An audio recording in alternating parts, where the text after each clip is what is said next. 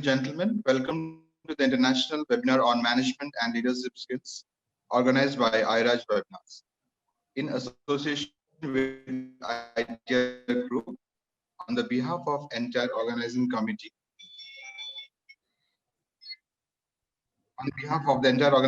I am Isaac Behra, Organizing Secretary, would like to welcome you all for this webinar. Ladies and gentlemen, let me introduce our organization. The motto behind this non-profit association is to bridge the gap between students, professors, academies, and industrialists from multidiscipline. Apart from organizing various seminars, expert talks, and conferences, we have various highly rated multidisciplinary journals in the field of science, engineering, technology, and management. Since our inception, we have been arranged various international conferences at various parts of the world like New York, London, Australia, Hong Kong, Dubai, Bangkok, Kuala Lumpur, etc. More than 1 lakh people across the globe are associated with us, and more than 5 lakh research papers have been presented and published during our journey. Today, I'm glad to welcome you all as a member of this fastest growing network for the advancement of science and technology in terms of research and innovation. So today we were very much fortunate to have an eminent professor and expert who is joining this webinar as an expert speaker and guest. His name is Professor SURYAKANT. Presently, he is the director of Institute of Technology and Management, Nanded, Maharastra. Since 2001 and prior to this, he worked as an associate professor at PN College of Engineering, Maharashtra, for 13 years, and for 2 years as lecturer at SSGM College of Engineering, SURYAKANT.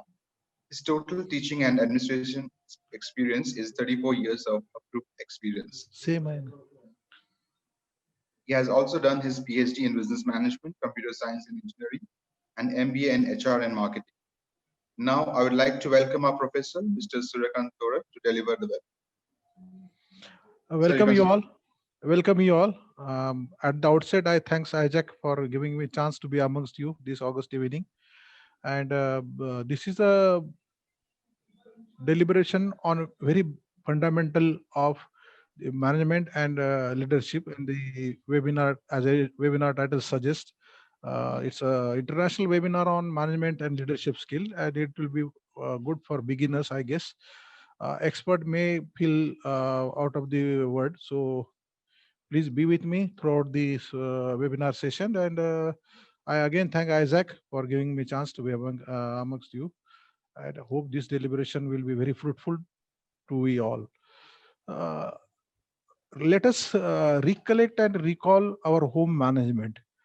So first of all, I would like to say that our mother is our first manager, and our father is our first leader. Most of the time you might have heard that mother is our first teacher. Likewise, I realize and endorse and that mother is a first manager of the word rather. Why I have endorsed this? If you see the home culture of anybody's, irrespective of caste, creed, and religion, then normally mother runs the house, and she takes some funds from the husband. The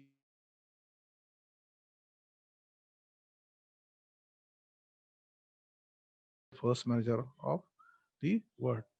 Now, as a introduction, every human being has several needs and wants, but it is not possible for an individual to satisfy all his desire at his own by himself. Therefore, he joins hands with his fellow beings and works in an organized group to achieve what he cannot accomplish as a single individual person or staff. So, next slide, please. There are many types of organized groups. Wise a family, as I said, a mother is a good manager and father can be endorsed as a good leader. A college, a business firm, any organization, any institute or government, etc. So the word management can be styled as management, that is manage, main tactfully. So this is just a definition, a bit definition rather, I can say. Manage, main, tactful. So get the work done by using various tactics as well as various strategic if the labor, the co-workers or the subordinates are skilled. So the next slide, please. The word management can be called as a manage, main, tactfully. This is view to getting the things done through others. Now, if I am asked what is my definition, then I will say management is OP and OPM. That is others people's managing other people's efforts and other people's money. This is what I feel, because normally in any big organization or firm, they do have shares, means other people's money. So stakeholders, the shareholders' money is being managed and people's efforts are being managed. So in my opinion, it's OPE and OPM, other people's efforts and other people's money is being managed in this management. The traditional management means managing main tactfully to get this thing done through the others. So here we refer human as a resource. So, but the modern approach to the management is much broader in the scope than the traditional one. It involves kinds of activity which determines the objective of the organization. That if you take any organization, be it any managing firm, a school, institute, government organization, it has its own mission, it has its own vision, it has its own vision, it has its own objective, it has its own goal. They being designed and devised by the top management, like MDs and all, or owners and all, or managers and all. They do set up some objective for them, and these objectives are needed to be uh, ma- executed through proper to meet through the proper execution and planning as such. So what we call is meeting the objective or achieving the goal by virtue of different tactics and strategies can be reckoned as a management. That's why I given my definition that OPE, managing other people's effort, OPM, managing other people's money as such. So now let us see the what the definition actually book wise stands for. Harold Nudes said that management is the art of getting things done through and with the people in formally organized group. So we have in any organization formally organized group through which these people, through which this group, we have to get the things done. And this is what Mr. Harold Nudes said that all about the management. Let us check out the next definition by FW Taylor. The management in is an art of knowing what is to be done and seeing that is done in the best possible manner. So Mr. Taylor said and endorsed that management is an art of knowing what is to be done and seeing that it is done in best possible manner. This is all what Taylor says. And then we have George Terry, who endorsed that management consists of getting things done through others. Manager is one who accomplishes the objectives by directing efforts of others. Here, manager's role is what? To accomplish the company's objective by directing their efforts. So let us see the function of management. You even if consider household function management, you will plan first the what is to be done in the what function it is and what is to be done. Then you will organize certain things. Then you will decide or identify who else are there to get the thing done for you for that particular household function, that is we call staffing. Then you will direct them that you do this, you first say it's a marriage, then you first design the card, and then you get it print, and then you give the task of distributing the card. Someone will post the card, someone will book the hall, someone will be given catering job, someone will be given the decoration job, someone will give assign some party music and all, and other certain things, and someone will be there, the seniors, the older one, the family, the experienced one from the family, who will be steering and controlling and directing the all these things. So there is another function, the beautiful function called controlling. So the management is nothing but planning, organizing, stopping, directing, and controlling. So first you have to, as a visionary legend, you have to plan for your organization.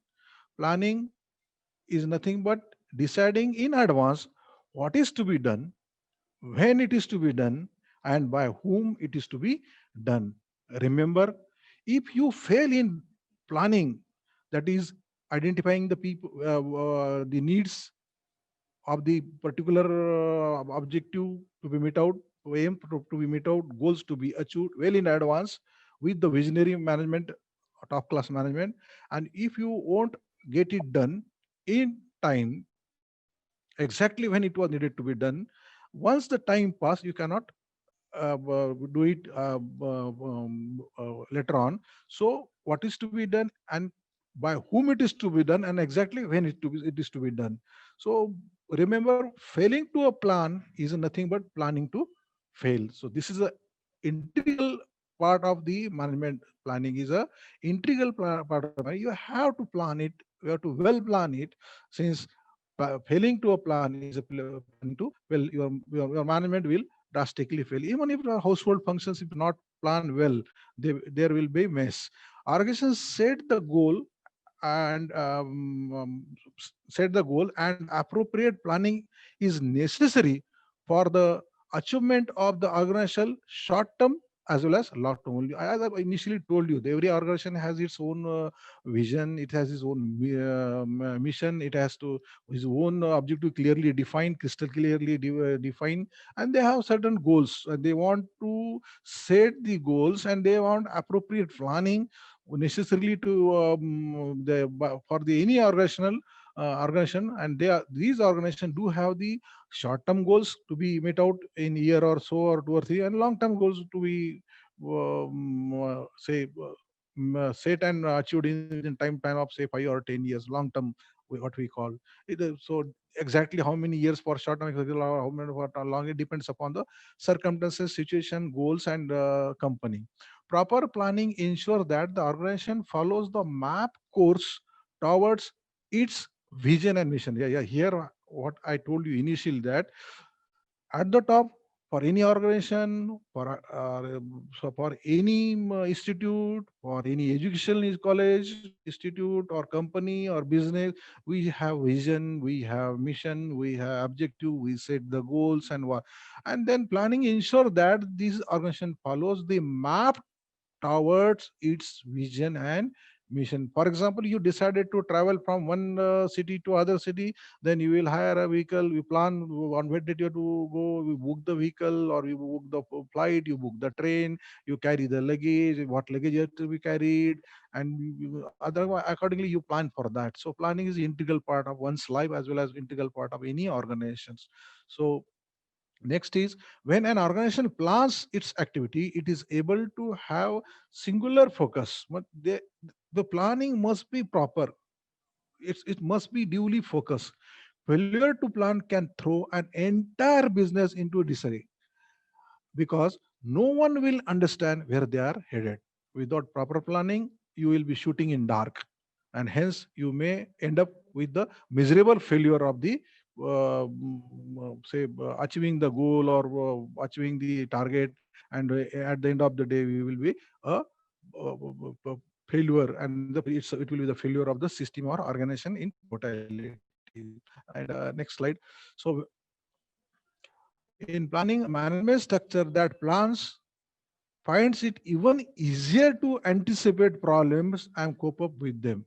The man-made which believe in planning, they have certain structure.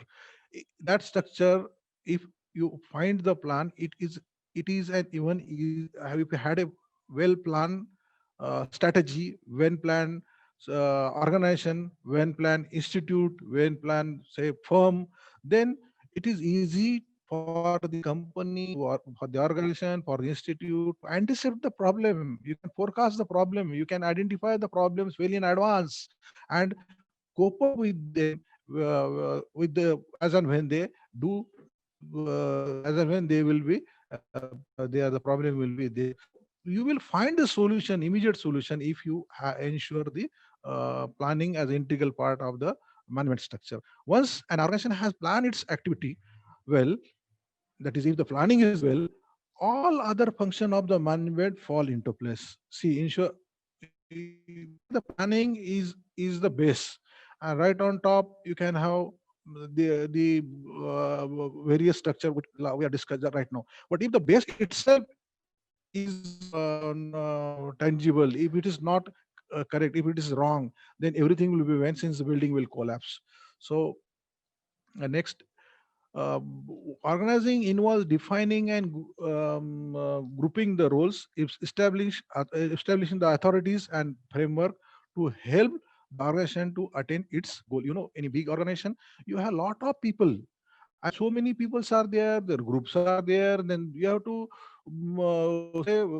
define everybody's role. You have to define every group's role. You have to establish certain authorities to these people, so that they can go for the execution of the what is being planned smoothly. And you must have the certain framework to help the organization for what, for ultimately to achieve your goal, because ultimately you are heading for development of the organization, you are expansion of the organization, you are going for profit for the organization, you are want to attain the goal of organization. For this, you got to have some team which is to be well defined, that blah blah person will do blah blah role, blah blah person has this authority, blah blah person won't have that.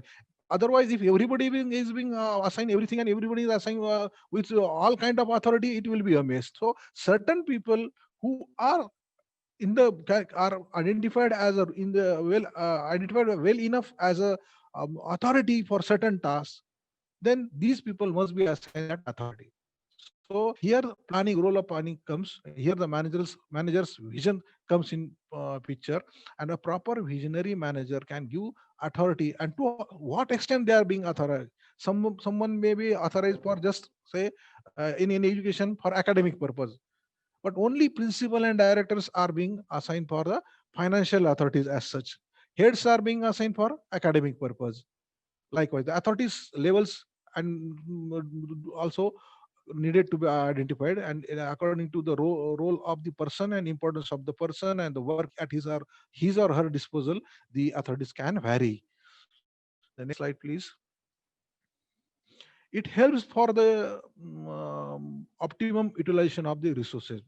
Now, if you had planned properly, then obviously it also plan the resources also, because resources planning will be the integral part of your organization. And if resources are being planned carefully, and if resources are being planned carefully, means what, you are decided, you are planned to use resources very by optimally, means optimum use of resources is being focused, then there will be a less wastage. And since you are going for optimized way of management tactics and strategies, means you are saving the resources, the time, the manpower, or everything. So the utilization must be done carefully, so that it should be the optimized one. Over utilization and under utilization is always threat.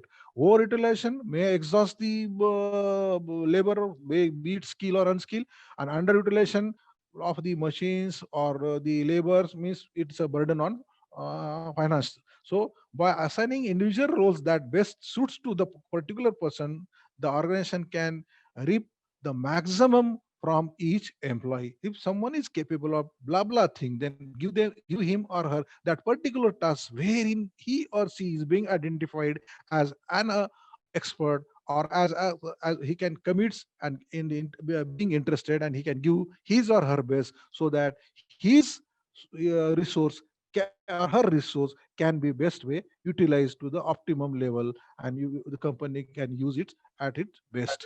Best. It is also It is helps also the manage it is also helps the management to save money, as I told you, and other resources while minimizing the losses. Because money save is money earned, means losses, if losses are minimized, means you have save money, means profit is being enhanced. So losses are minimized means indirectly you are effectively using the resources, so that you can earning bit more, and you are financially strengthening your organization as such. Now, next slide. An organized workforce is always effective, because if no one can do better in unorganized way. If it is organized, if your workforce is organized, means your organization is organized, and if your workforce and organization is organized, means it is effective. The more you are organized, the more you are effective. So as simple as that. The work as a team towards a common goal is a key here. So you have to be a most organized workforce who believes in themselves, who believe in their superior authority, and who are confident enough to work as a team and cohesive in it, with finest possible coordination. When everyone knows what they ought to do, the problems is solved. If you see, if there is a group of people and they are confused what to do, they won't lead to any solution as such. If everyone is being assigned what else he or she is supposed to do in a job of a group, so then the team leader's job is also easy. That X person is being assigned this work, Y person is being assigned this work, Z is assigned this work, P is assigned this work, Q is assigned this work, R is this another. So if the work is assigned to the level to be identified, this work is of P, this is work is of Q, this is by of X, this is of Z, this is of Y, this is of some T people, then it is easy for team leader or managers to fix the responsibility, and hence they can hold someone to be responsible for that particular task job from the team or from the group, and hence the accountability can be fixed.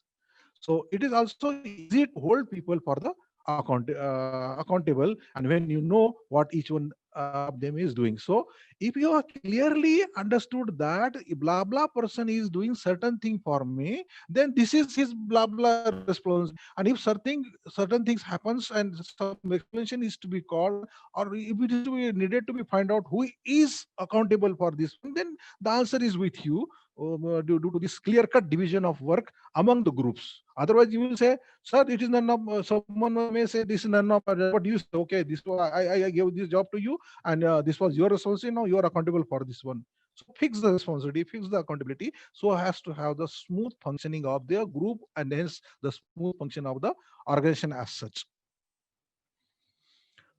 So staffing now, for any organization, the staff is a core or the organization. For example, let us take the example of any education institute. Educational institute or organization or universities or universities or what you call any business firm will not be recognized by only the buildings or lavish building, posh, say landscaping and very fine infrastructure and all. Actually, these are important, but most important or the soul of any organization is the staff. So if your staff is doing certain things for you, some jobs for you, if you have set certain vision, mission, objective, and goal, and if the staffs are supposed to help you to not only identify, understand these goals, but help you to meet the goal, then you have to be very selective for getting the job done through these staff members you have to identify. So first to identify the staff, and then select the staff, and if these staff you have selected needed some training, then develop that staff by virtue of training, And there are two types of training: on site and on off site. That is, if some particular machines training is required, the machine is costly, and so all of a sudden you can't ask him management to procure the machine, and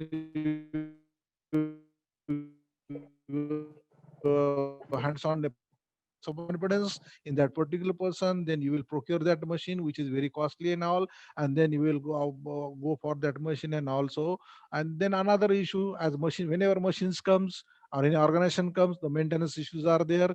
And then if machines are there, means skill labels are there. If skill labors are there, they are being paid heavily. So the personnel, these skill personnel's utilization must be proper in a such a way that our organization can achieve its goal effectively, and most important, economically.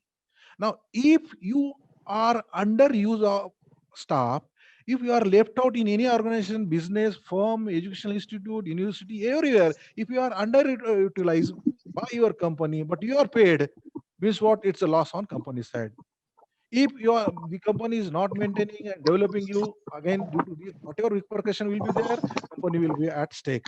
Then if the personnels are not being utilized fully, again, if not objectively, then again, economical loss, economical, they will be at loss. So no one can afford to pay you without any work. And so understaffing will create a burden, like overstaffing also create a financial burden. So staffing as a function of management helps to discover most qualified personnel, or most suited personnel, or most suitable person to fill various position in the organization. I repeat, staffing as a function of management helps the organization helps the recruit or institute business the most qualified, or rather I would use most suitable personnel to fill the various position in your firm or organization for the benefit of the organization. Next slide, please. And the results in high performance, and this will result in high performance and maximum productivity, because what you have done, you have touched the issue of staff very sensibly, you have recruited them very sensibly, you have ensured that right person at right places. So right responsibility, right accountability, means effectiveness is there, means economic is being economic issues are being taken care of. So naturally your better beginning half done. So you are in a state of mind that your infrastructure is in safest pair of hand.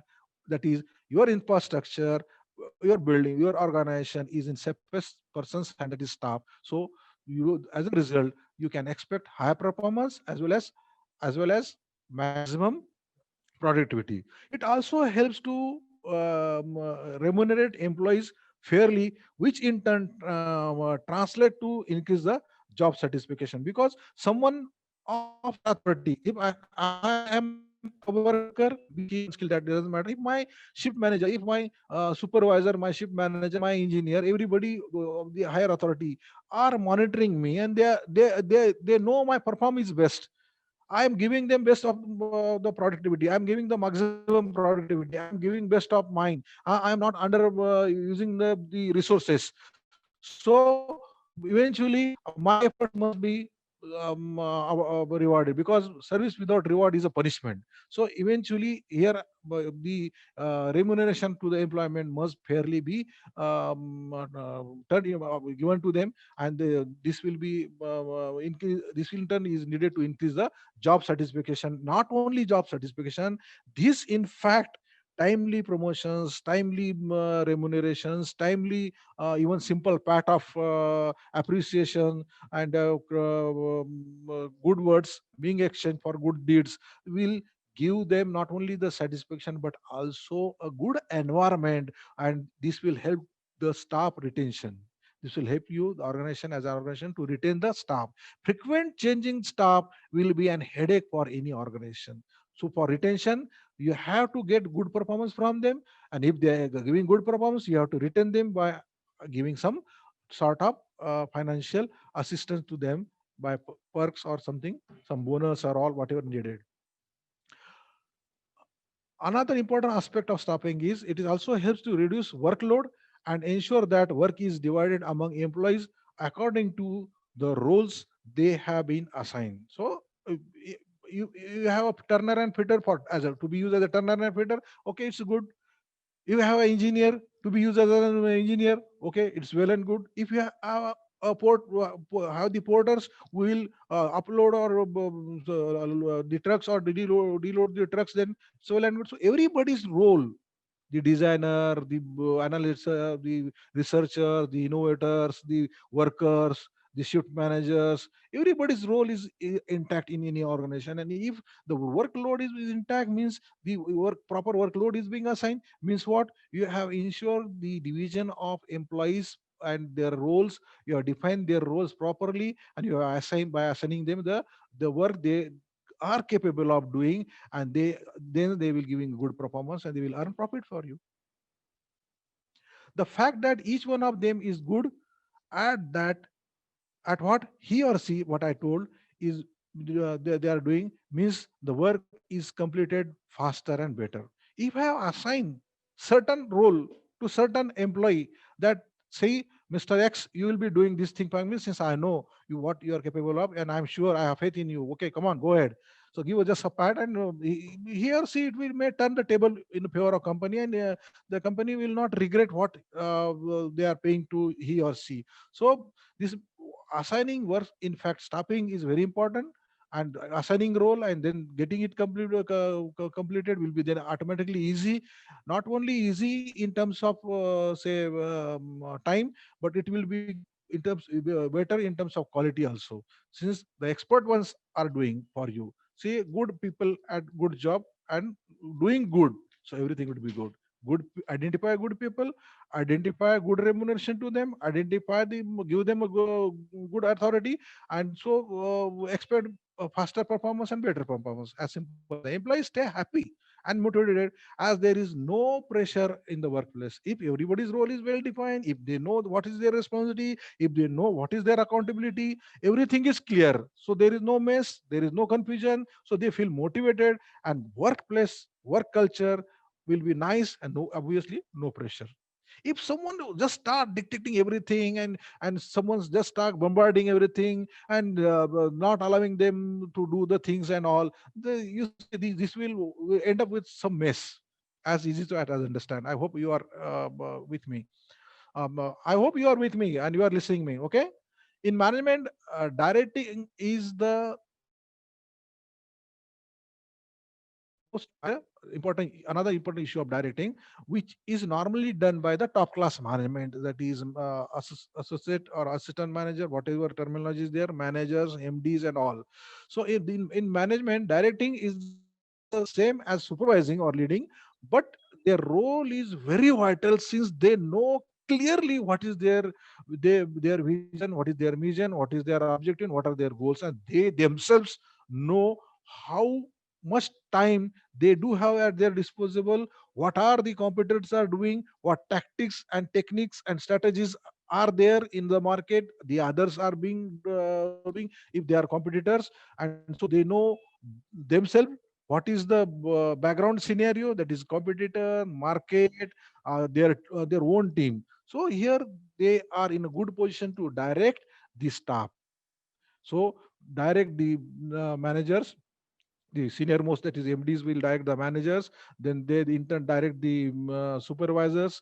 And so eventually we have lot many times we have used the we have seen the or used the word called leader. Who else are responsible for overseeing the subordinate, observing the subordinate, steering the subordinate, assigning their work, guiding them, controlling them, and if needed, giving them some kind of motivational boost through by virtue of simple pat or financial gain, or even having good exchange good words, and likewise. So managing is nothing but directing the people to get the work done in a most sophisticated manner, with ease and sophistication, and least possible time. It is also helps to initiate the action, because so there has, vehicle won't start unless the ignition is being turned on.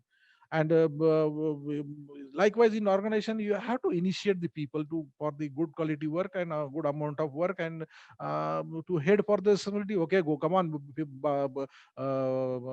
you can do it. Come on, you can go for it. Come on, let us do it in we have one month time, but let us finish it in 20 days time, and keep the organization moving. This is the primary job of this directors, direction and directors. So guidance is integral part of the directing team.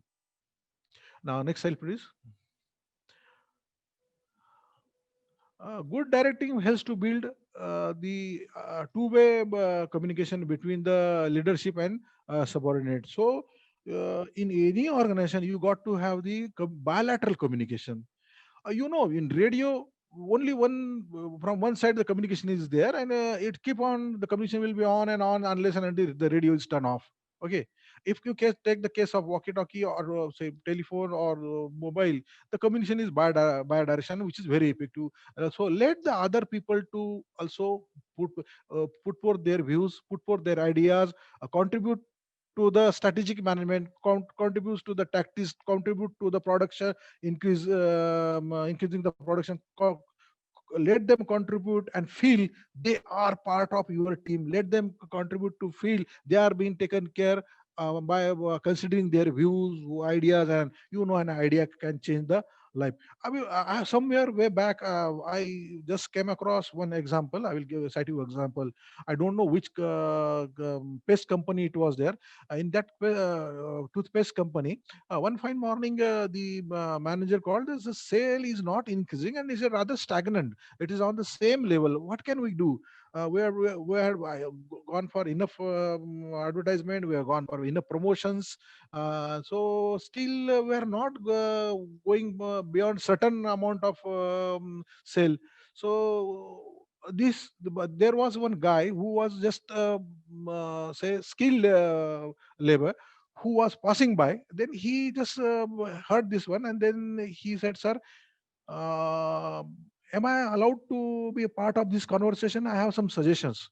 The manager was very generous and kind. He said, "Okay, gentlemen, go ahead. What you want to suggest?"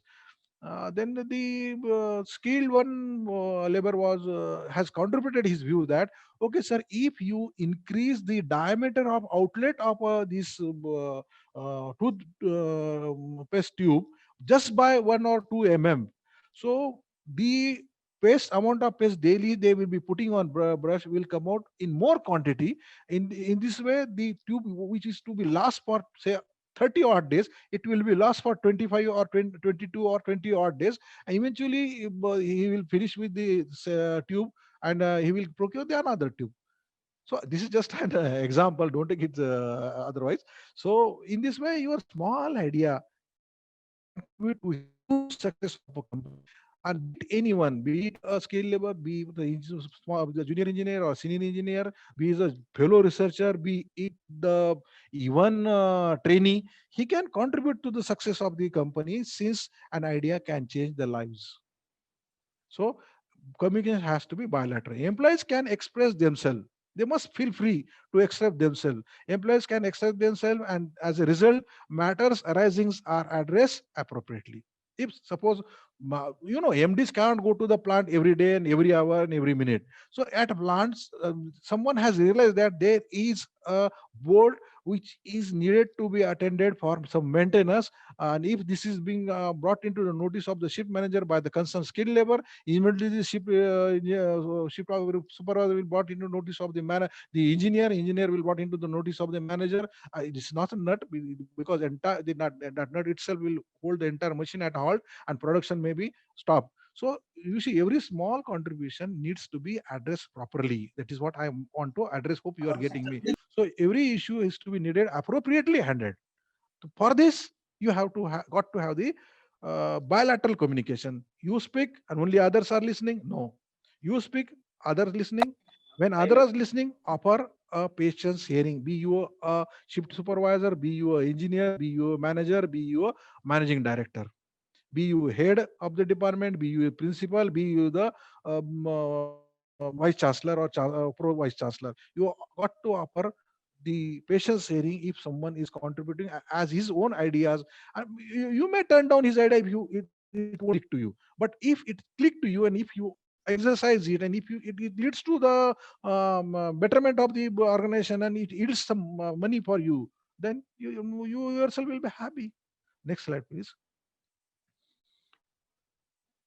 Good directing help to build, sorry, employee, sorry, the communication is a crucial contributor, as I given आवाज कम कर दो. emphasis to the performance of an organization. So please give emphasis on communication. So you should not be a radio, same wise others should not be the radio. There has to be bidirectional communication. So I'm hearing some background noises. I appeal to the listener to अच्छा, mute नहीं. their audio. I appealed to the participant to mute their audio and video. So bilateral communication in any organization, any institute is very much important. Only the top peoples are speaking, and they are not getting feedback. How would come they will know where to improve, which area to improve? For example, in production, the lot of goods are there in go down, means the production is in is in heavy stage, and then the supply, whether what is the lacuna, whether the supply is to be increased, what is the solution, or the demand is less, the probe has to be there. And if you see that, okay, so supply is on hold because demand is less, then go for certain sort of promotions or sale, some discounts, something like that, isn't it? So every issue need the bidirectional communication. It is very important to conduct the audit as a part of controlling. So controlling is very important. Now, for this, auditing is very important. Now, audit, you might have heard that the company, a content company, and it comes and audit the every issue. You might have heard about the even CAG and all. These are very, in government also they have the CAG, even after the audit. So in any organization, the institute, the auditing is very vital and important part to control the finance, to give the suggestion, to find out the lose and pulls in finance, to see the balance sheet properly, to ensure the profit, to see the losses are less, to ensure what amount of the wages and salaries is going through this audit. You will come to know where are the losses, what is leading to the losses, what is to be done to stop these losses, what is the amount of money is being driven out on the wastage as such. Is the machines are the machines are underload, underuse, or the staff are underuse, means more staff is there. So this will be everything is to be needed to be controlled, and audit and reviews and feedback is very much important here. And here you might have done heard about the performance appraisal. This is also a part of controlling that staff's performance appraisal.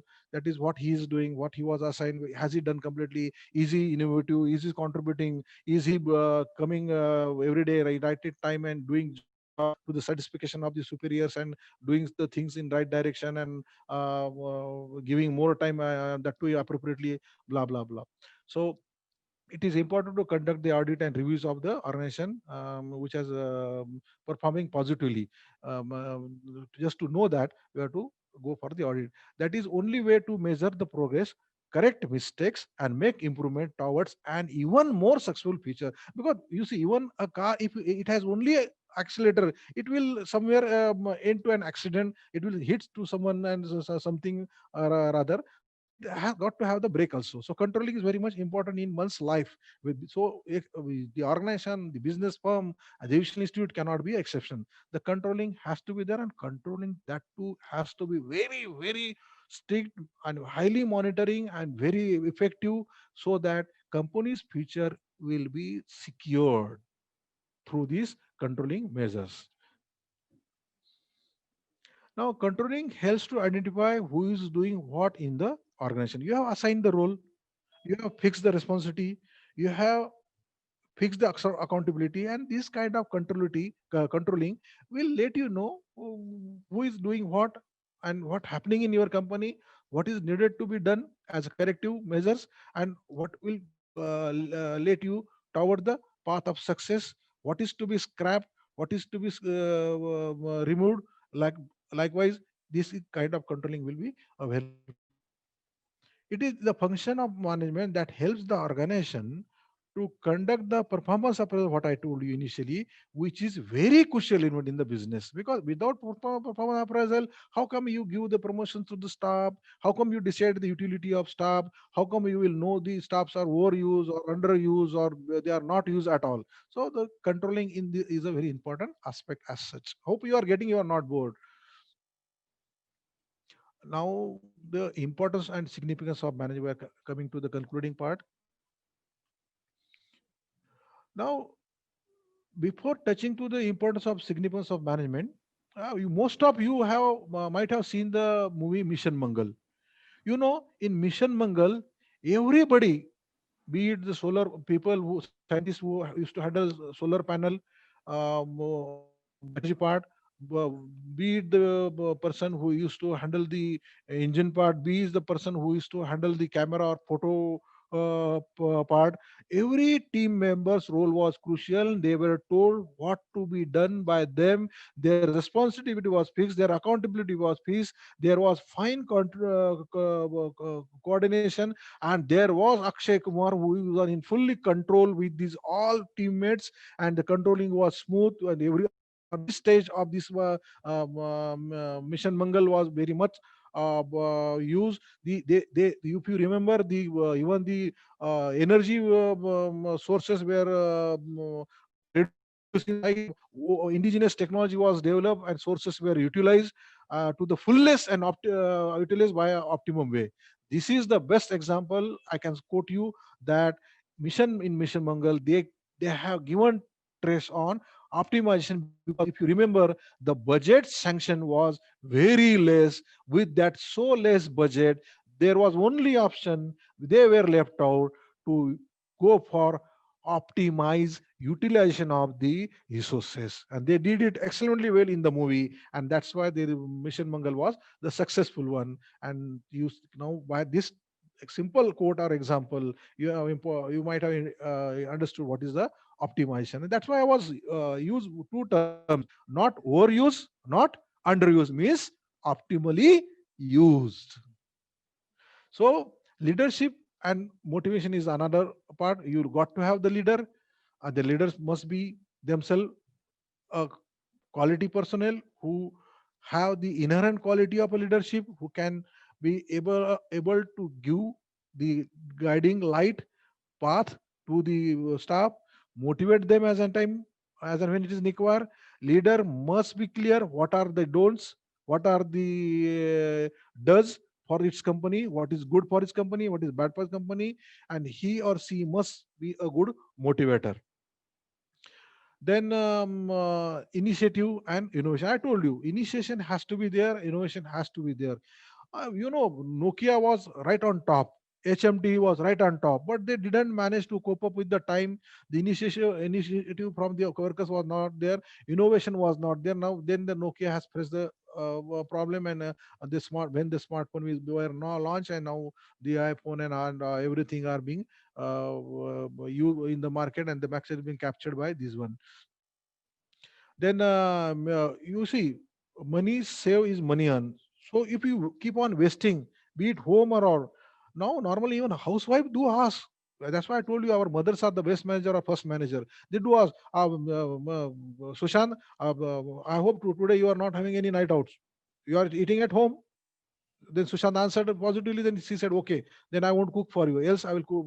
He said, "No." Then she will cook. Else, otherwise, she will opt not for cook for Sushant to save the chapatis or some this vegetables. Why? Because there should not be any wastage as such. So in company also, if the raw material is abundant, it doesn't mean that you should not keep on using it. Use it optimally. So if a sheet of paper is to be cut with into a small circles with the help of some tools, you place it to the leftmost corner first, then just beside that one, and then beside that one, so that less wastage will be there. So minimize the wastage. Then in any business or home, organization, firm, a peace has to be there. Lot of noise, people are talking, nonsense is going on, quarreling, fighting and all. The lot of things are going against management, lot of going between things, going between the staff and all. This will not good for the company. Industrial peace is very much important, and this industrial peace not only important from the perspective of finance or company or organization's health, but from social point of view also, the industrial peace is very much important. Because ultimately at the end of the day, so many people are monitoring you. Yeah, HR ministry is also monitoring you. So many unions, so many blah blah things are there, the media is there. So industrial peace and industrial harmony is very much important. Industrial peace is very much important. Staff's care is very much important. So treat the staff like a family. Vasudeva Kutumbakam. So build competitive strength among the staff and you must have competitive strength in order to sustain the enormous pressure of competition. Unless and until you don't have competitive strength, you will not be able to sustain with the pressure therein. In today's era, lot of digital marketing, the social media and everything is coming in picture. The pictures and the videos are being posted everywhere. So good quality work is needed, needs no publishing. No needs no appreciation, and the good quality work is not appreciated, is again in vain. So good quality work we do demand, but in turn we have to have the competitive strength as a basic need.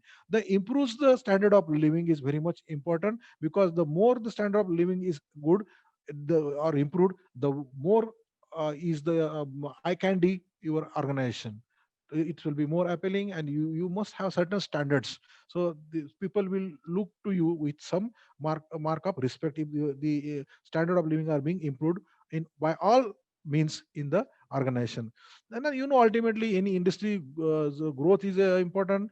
After the growth, its expansion is important, and after the expansion you must have be ready, your staff must be ready, your thinking tank must be ready, your innovative research team must be ready for diversification. Again, the same example, if timely precaution of regarding the smartphone would have been taken by Nokia, it still would have been a largest company, isn't it? With the one time topmost company of the mobile way back, uh, before the time of smartphone, eventually didn't realize for the diversion, and eventually their efforts were in vain. So timely diversification is also needed. Social cautiousness is very important. You must take care of these issues very seriously for the social health, and not for just legal issues thereof, but as your prime duty.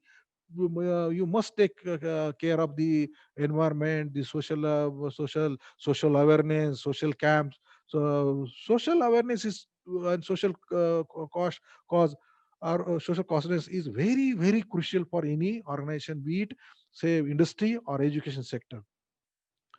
Then we can choose either of these two management. There are two management side. A manager should use the tactical one and or the strategical. But when should we tactical use, and when should we strategic use? If you are working with say time bound or temporary employee, you go for the tactical one. If you are going for the experience and skill one, then use the strategic. Because the temporary people working people with you or part-time people work with you will be staying you for short-term goals, but these people who are skill and experience, they will be with you for long-term goals. So you go strategy will be helpful in long term, and tax will be helpful in short term. That is, okay, I will use this tactic, I will let him do his work. He's just ideal sitting, and I will give him the work of say his interest. By this you will be pushing that person into the job, and letting him to understand his duties, and pushing him ahead. Working with the employee who lack motivation of new tasks, then use some tactics that he will be forced, he will be motivated, he will be filled care, and he will be diverted to the new task with some inner interest. And routine work can be done with new challenges in strategic.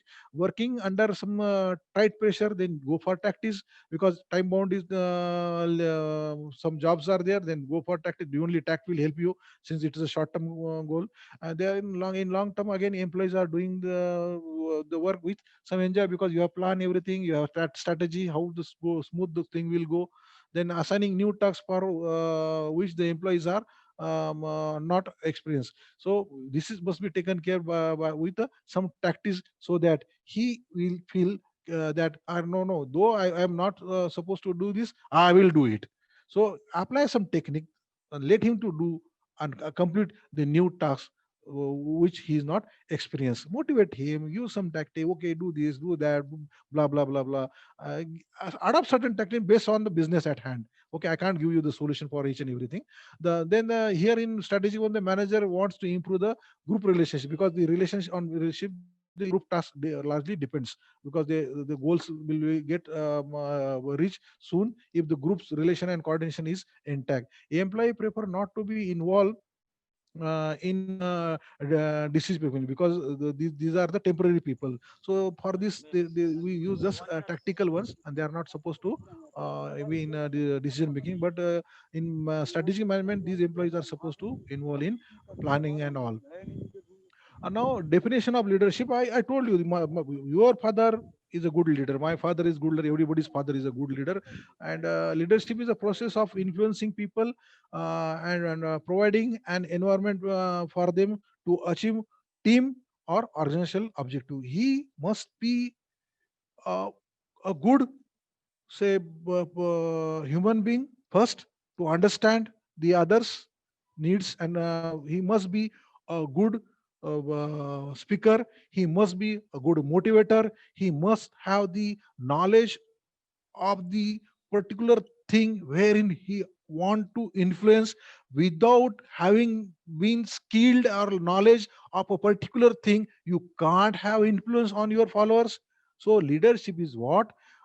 A person must have a vision, he must have a follower, he must have the what we call the people who are working, or the follower who are working for him, to get the task done for him with his influence. So vision plus followership plus influence is a leadership. So you got to have a vision.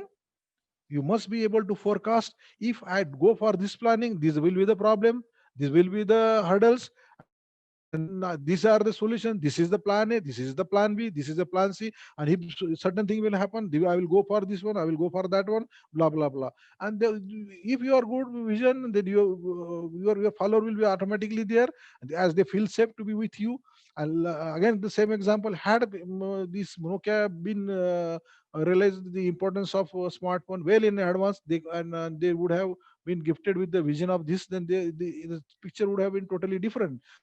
So then, if you have good vision, automatically it will influence the follower, and if the follower are influenced, number of followers will automatically increase, your leadership will be accepted, and you will be the good leader. Now, what else being required for a leader is, he must have knowledge, wisdom. So without wisdom you can't sell. It's the wisdom which takes you at par to the level where you want to go, isn't it? You can address the gathering, you can address your staff, you can address your colleague, if you are knowledgeable, you have to have the wisdom, you have the know-how. And this, if you have the know-how and you don't have the courage, you will not be able to speak with the people. The leader must have the courage to speak, not only one people, two people, three people, bunch of people, or so many people. You must have the courage to say what you want to say. If you are bogged down by the situation due to not having courage, then you will not able to speak or communicate. If you yourself are not communicating with the people, how do you expect the people to be trained and follow you? Isn't it? So courage is very much important. You yourself must be a sincere. So sincerity has to be there. If you are sincere, then only others will follow you, and they will become also sincere. If you are yourself not reporting in time, and you are not following the rules, and you are asking the others to do so, then no one will follow you. Your followers will drop down. And you yourself must have the passion of the work, passion of the job, so that the people will also created automatically the needed passion. And if the passion is there, the half job will be done. Better beginning, half done. And if you have a passion, you have a courage, you have a wisdom, you have a sincerity, automatically this will lead you towards the confidence. And even if you don't have confidence, and if you all this, everything will be when you must have a confidence. Learning a vehicle through a driving school is something different than actually driving a vehicle on a road. For that, you got to have the confidence that, okay, I'm driving through a square, driving through a crowded road. Now I must be very careful, very focused. I must to know where, when to, which gear I have to go, which, how to change the gear, when to apply the brake, and everything, blah blah blah. And while running any organization, man, there has to be honesty. Only running after the money and selfishness these days won't solve the purpose. Honesty is the best policy, is what I heard of, and I endorse the same. So honesty is integral part of a leader. A corrupt leader can influence few, but honest leader influence the masses. This is what I can endorse for you. There are three types of leadership. One is authoritarian, or old days it was called as autocracy. They are clearly there is a clear division between the leaders and follower in this one. Authoritarian means what? Okay, I am the boss. I will dictate my term. I will issue the order. You have to follow. Don't ask me why. Don't give me reasons. Don't interrupt me while I'm speaking. This is the job you have to do. 8 to 10, 10 to 5. You have to finish this one. And he is supposed to be the independent decision maker. But can constitute as a little evil. You see, these days we believe that was we, the entire organization, entire industry, entire business must be run on the ground of humanity. That is, people working there must be taken care of. Their thought must be here of. They must be taken care of for all their needs and wants and everything, if possible, not all or to some extent. And there, there should not be any bossiness, isn't it? That you will not going to listen a person who only dictates his own term and never listens you. So this is the biggest disadvantage. Then democratic one, most loved one and most used one. So generally, the most effective leadership style offers these guidance and accept input from other, because these in democratic, the leaders supposed to listen the subordinate, the fellow workers, and they must take the feedback, and they must listen patiently what they are saying, because ultimately end of the day, these peoples are working for you, and their difficulties, their level of difficulties, their needs in a business environment must be taken care of, must be listened, their feedback must be taken care of. So the democracy has to be there. Group member feels motivated in this, and they will become more creative. You see, if you ask, if I'm your team member, if you ask me to do something, and if you have given me liberty that, okay, Dr. Suryakant Thorat, go for this one and do this thing, and you have given me certain amount of freedom and a certain amount of authority also, and you, okay, you finish this job and report me. And you didn't you just given me broad level guidelines and all, it didn't give exactly what I should do, no, exactly what we do. Then this will boost me to think, to innovate, to initiate, to innovate, and to create. To initiate, to innovate, and to create. And this, that's why it will be I will be feel motivated, and I will feel more creative. Then leadership is, another leadership style is lazy fair. In lazy fair means, okay, everybody can do anything or at their will, and they can do, and they can contribute, and they can do what else they want. And in this, it's a delegative leader. Means what? They delegates are being assigned certain amount of work, certain amount of time, and then everybody is being free to take the decision.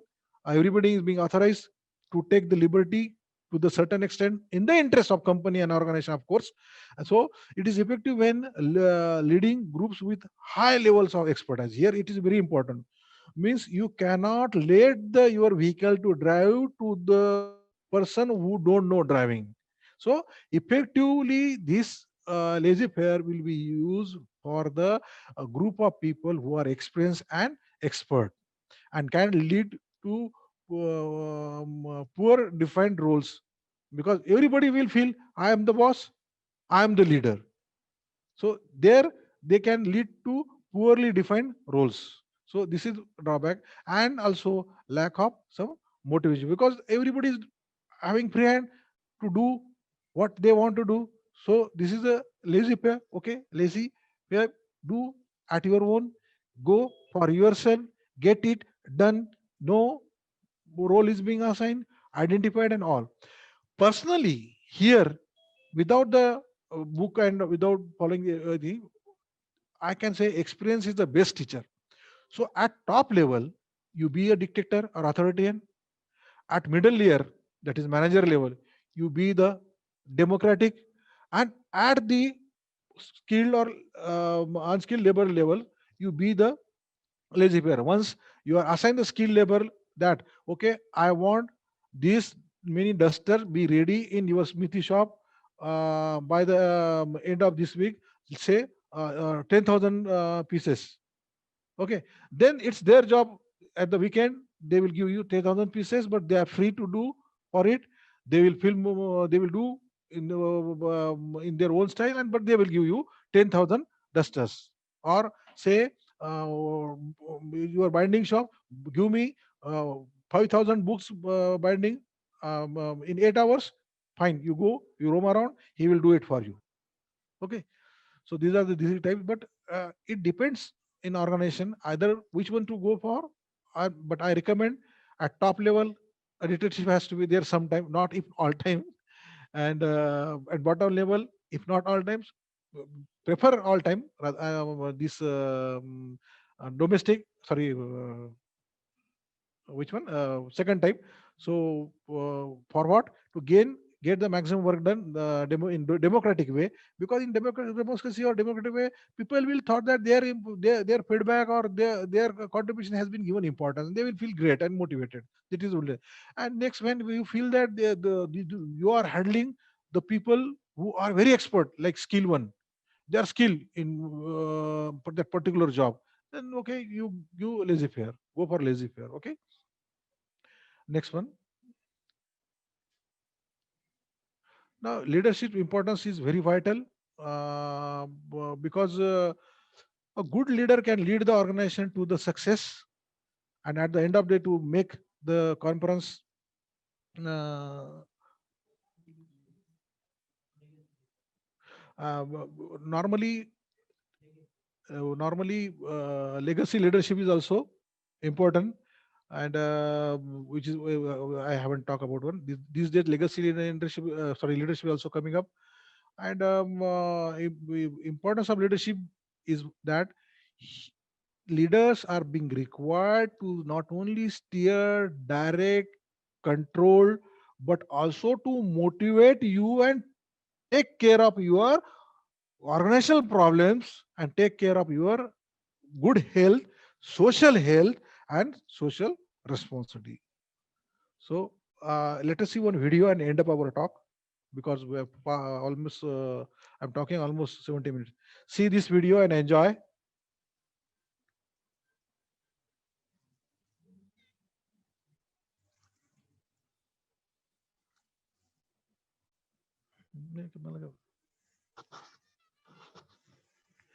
लिगसीचं काय होतं?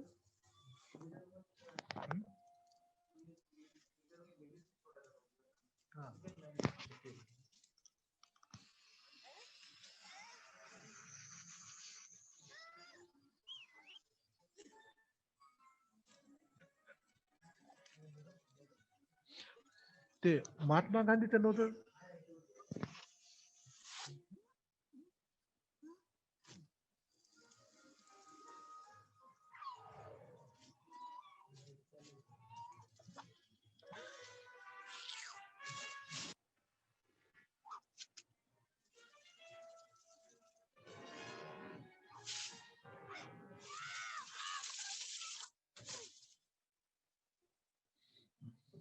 I hope you like this video. Now, a good leader will always think about the future. By this, I mean he must develop the second line. That is, his legacy must be retained. His legacy must be retained. Who next after him? In my opinion, or even most of the books do say that good leader creates good leader. Means a leader in an organization must create leaders in the organization so that the many leaders in organization can be benefited naturally to contribute to more in interest of the organization. A sign of good leader is not how many followers you have, but how many leaders you create, what I was talking about. So just having more followers won't solve the purpose, but how many leaders you have created matters most. So this means what? You are leaving your legacy behind. See, this is very much important. Who will carry the next? Who will take your legacy? Hope this I was good enough to your expectation. And with this, I thank each and every participant for offering me patience hearing, for attending this webinar. And I thanks the organizer for inviting me. And with this, I hand over the control to the coordinator. Thank you, sir. Thank you, one and all. Thank you, Professor SURYAKANT sir, for sharing your valuable time and for joining this webinar. I would like to thank all our sponsors and coordinators. I would also like to thank our president. We will happy to hear your comments and compliments or suggestion at our Facebook and Twitter page. This video will be available shortly in our YouTube channel. Kindly subscribe our official YouTube channel, IRAJ Conferences and Seminars, for all past and upcoming webinars and expert lectures. If anyone requires certificate, please email us to webinar.iraj@gmail.com, or you may call us at 88951 88971. Thank you all. See you in another webinar soon. Thank you. Thank you, one and all.